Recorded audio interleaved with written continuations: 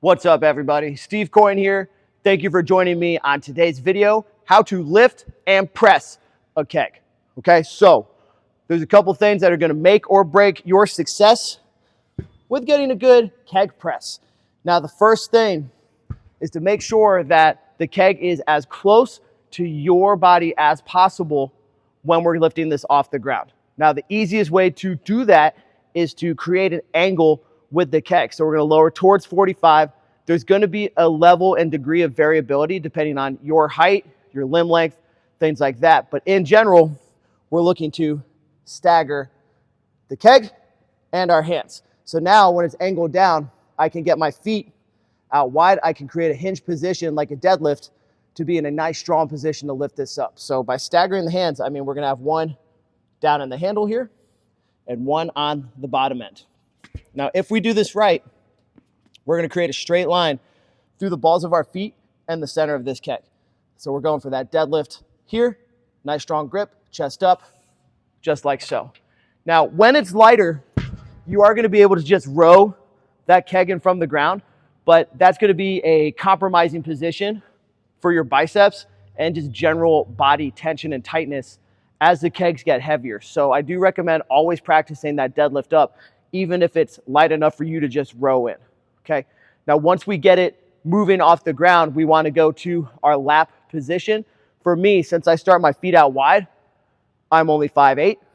I'm going to want to take a step in so I'm in a little more explosive position to clean and roll up my torso, all right?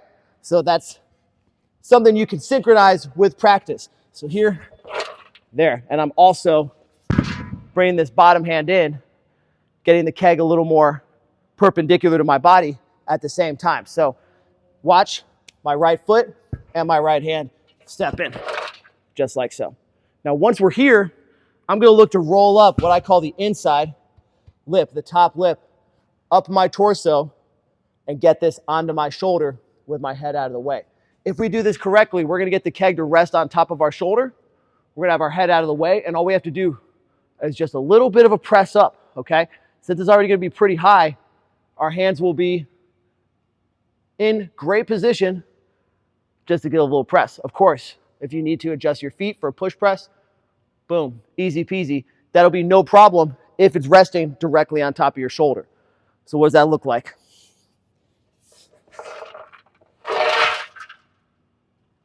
There, okay? But look how much less range of motion that is here versus there, right? Also, we always want this centered over our body. I keep saying this, but it's very important. So, when we're centered here, straight line up and down through our body. If it's sitting out in front, we're going to be pressing out in front here. Now, you also want to make sure to add in a little piece of the puzzle to look up at the keg as you're pressing. It's another alignment piece. A lot of people here, when they put their head through, it's going to cause their arms to drop forward a little bit. So to make sure that you're lifting it straight up and not up and out, which is a harder, weaker position for people, allow yourself that little bit of that lean back like a standing cobra, like you would for log press. Boom. Then drive your head through to finish the rep. Okay? So play around with it. It's going to go a little differently depending on how big you are, how long your limbs are, but that is the most efficient and best way to lift and press a keg.